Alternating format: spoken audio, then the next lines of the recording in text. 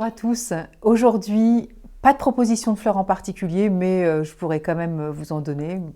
Après tout, on s'en fiche. J'avais aussi envie de vous donner quelques éléments de compréhension et puis aussi vous poser des questions. Est-ce que vous avez déjà pris un rendez-vous chez un conseiller agréé du Centre Bac? Alors, en face-face, en visio. Vous savez qu'on peut faire maintenant des entretiens à distance. Alors je sais que ça peut paraître super compliqué, mais du coup je vais aller chercher des fleurs à ce sujet parce que ça peut aussi vous accompagner. Je reviens. Alors je reprends parce que ça y est, j'ai pris mes fleurs. Il y a beaucoup de légendes autour de la visio. Alors vous savez que vous avez peut-être certainement un téléphone aussi avec vous et vous savez que vous pouvez aussi vous connecter en téléphone. Vous n'êtes pas obligé du tout d'avoir un ordinateur. Et il s'est passé ce qui s'est passé ces derniers mois, ces dernières années, et donc le monde change, le monde évolue. Alors des fois, c'est pas toujours simple non plus de s'adapter à toutes ces technologies. Ça dépend de votre âge, ça dépend de vos ressources, ça dépend de vos croyances aussi. Mais dans les croyances de toute façon, c'est nul, c'est à distance.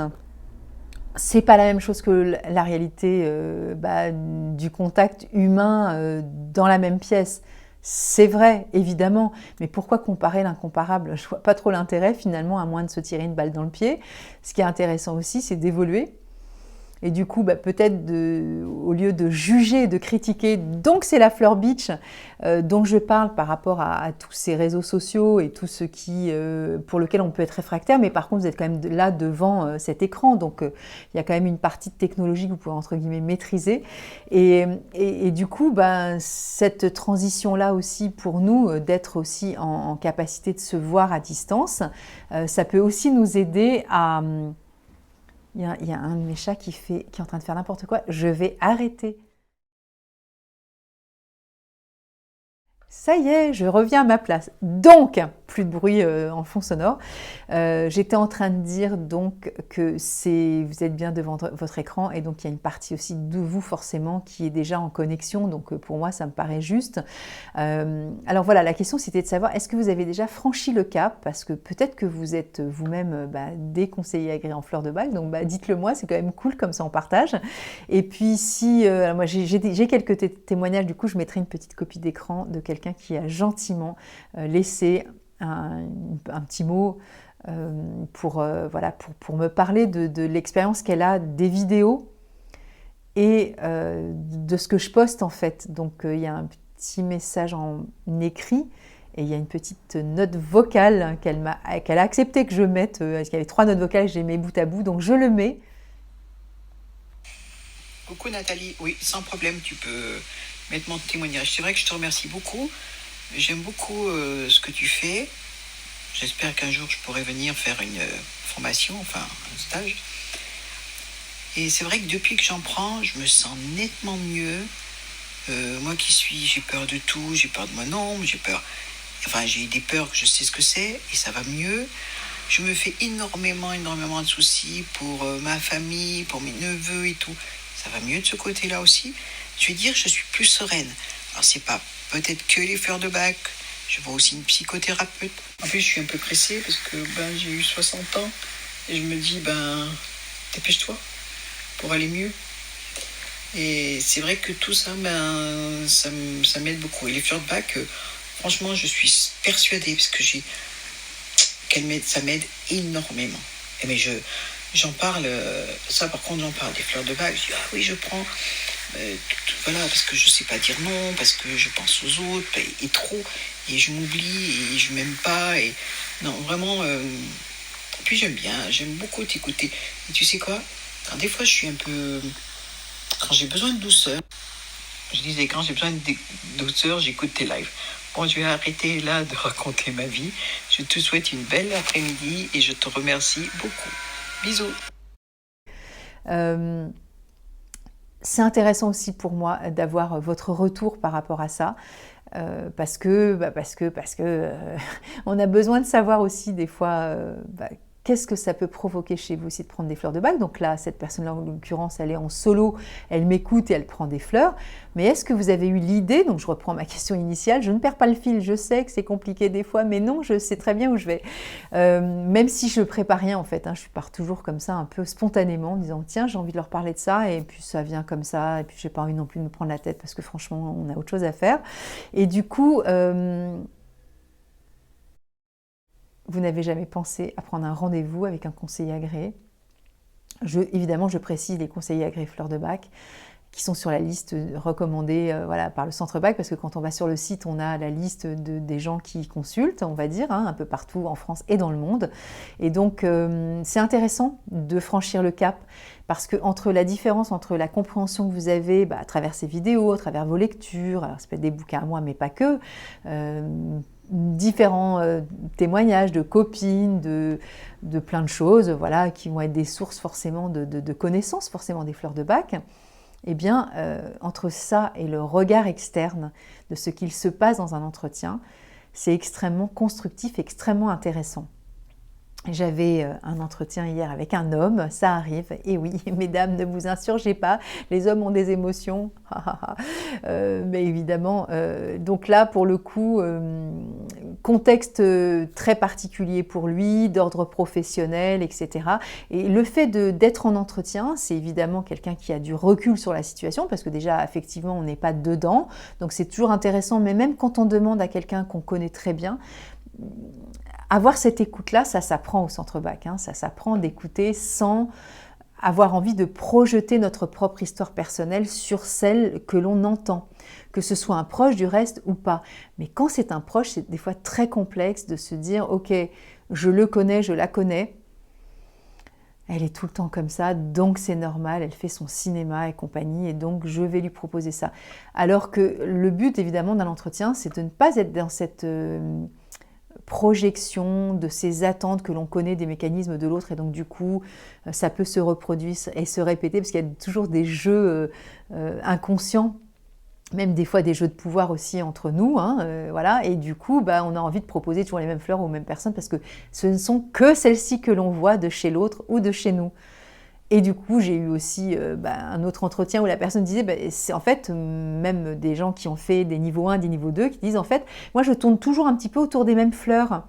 Et il y en a pour lesquelles je laisse un peu de côté mon expérience, ou je ne reprends pas mes notes, ou je tourne toujours autour un peu de la même chose. Eh bien, voilà, faire un entretien de fleurs de bac, même quand on est conseiller agréé, de prendre une consultation avec un confrère, consoeur, des amis, c'est toujours intéressant aussi d'avoir cette humilité, évidemment, ce besoin, si tant est qu'on a le besoin, des fois on n'a pas besoin, et voilà, c'est ok, on n'a pas besoin de fleurs de bac tout le temps, encore heureux, mais d'avoir cette distance aussi, ce retour de l'autre, et dans cette perception de l'écoute, on peut déceler, et nous, je dis on, mais la personne qui vient nous consulter, nous demander cet entretien, cette consultation, et nous-mêmes, le conseiller agréé, on a aussi des teintes, des tonalités, des sons, des couleurs différentes selon de ce que l'on comprend d'une fleur ou pas, mais l'autre nous amène surtout ce qu'il est, et ça, on ne peut pas le deviner à l'avance finalement. Donc ça aussi, c'est notre vraie écoute et notre expertise professionnel entre guillemets des fleurs de bac, parce que déjà on a fait 3 niveaux de stage et on a rendu entre 6 et 18 mois de travaux, donc on sait aussi de quoi on parle, mais après on expérimente évidemment, mais on n'expérimente pas tout seul avec des papiers et nos notes, on expérimente avec le vécu de la personne qui vient nous apporter son histoire émotionnelle et la raison pour laquelle elle nous a téléphoné en fait, ou demandé de l'aide sur le plan émotionnel. Et donc, dans cette mesure-là, il se passe toujours des choses très intéressantes entre le conseiller agréé du centre bac qui va vous écouter et vous accompagner pour trouver ensemble les fleurs, et non pas je vais téléphoner, je me déplace, je vais à tel endroit pour avoir un entretien personnel sur les fleurs de bac et l'autre sera mieux que moi. Je vous rappelle les fondements du centre bac, les fondements d'Édouard Bach, qui a créé ce système pour nous accompagner sur nos émotions. Il nous parle de guéris-toi toi-même, il nous parle de cette autonomie dont on a besoin. Il nous parle aussi de cette velléité qu'il a aussi pour lui de comprendre que nous avons notre part de responsabilité. Donc on ne vient pas en disant l'autre va mieux savoir que nous. Alors évidemment, en termes de fleurs, il y a des probabilités, mais on cherche ensemble. Et c'est ça qui est chouette, c'est que c'est pas un copier-coller de ce que je connais des archétypes de personnes qui vont se présenter à nous en disant ben voilà, j'ai tel type de problème, j'ai des troubles du sommeil, ou j'ai ceci, ou j'ai cela, ou j'ai des difficultés dans ma relation de couple, ou autre, ou sur l'alimentation. Alors encore une fois, je fais un disclaimer, je ne veux pas m'attirer les foudres. Les fleurs de bac, on n'est que sur l'émotionnel. On n'est pas non plus sur une psychothérapie, c'est pas le but des fleurs de bac. La raison pour laquelle on arrive à faire cette démarche-là, parce qu'on a vécu telle et telle chose, dans le cas de l'alimentation, de la cigarette, du sommeil, etc., n'appartient qu'aux émotions. Et le déroulé de la cause, du pourquoi, bah, ça appartient à la personne. Si elle a envie de faire le chemin jusqu'à trouver cette fleur-là, ok, cette émotion-là, ok, mais si nous, on n'est pas fait, pas par ceux qui sont évidemment spécialistes de ce travail, mais ils ne vont pas forcément le faire avec les fleurs de bac, ce sera des consultations différentes, soit en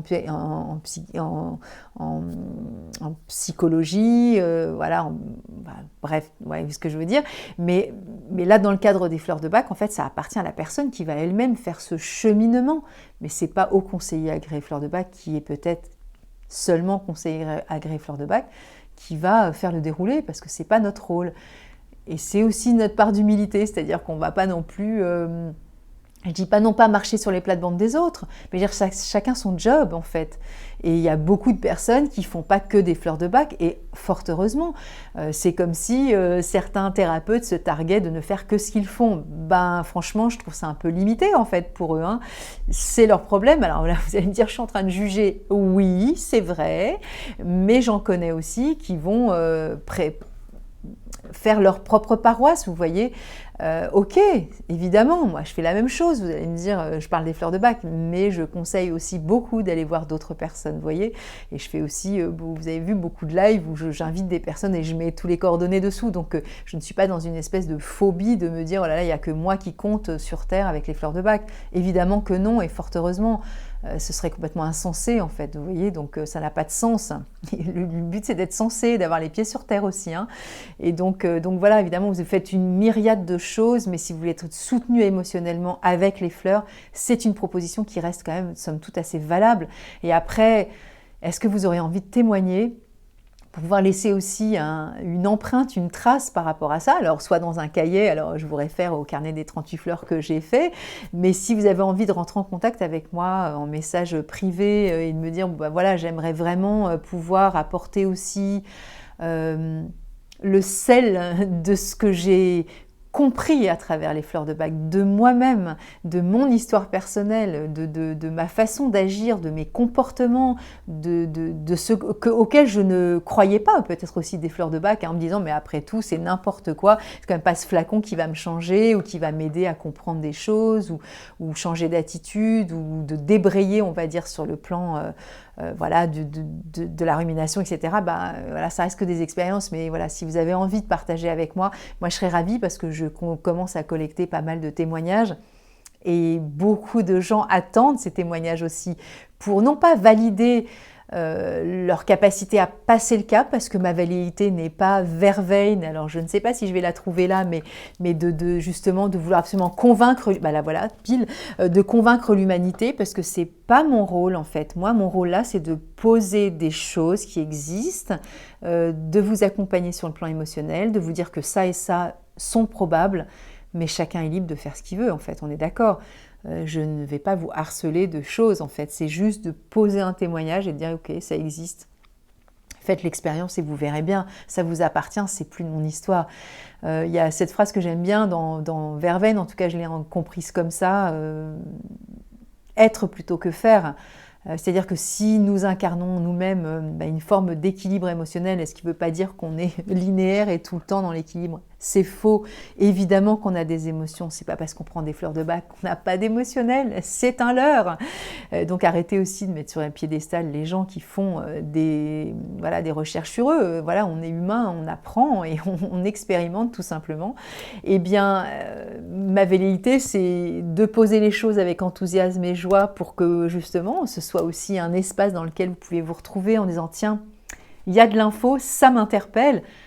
Que vous ayez envie d'aller au-delà, ça vous appartient. Je veux dire, moi, je ne vais pas prendre le collet de quelqu'un en disant mais vas-y, fais-le, ouvre la bouche. Vous voyez, ça n'a pas de sens non plus. Donc, bon, encore une fois, un peu de bon sens, un peu d'humour, et puis des expériences de vie, tout simplement. Et puis vous verrez bien ce qui vous convient ou pas dans cette histoire avec les fleurs de bac, ou autre chose du reste. Hein. Voilà, je vous souhaite un bon dimanche, et donc à la semaine prochaine.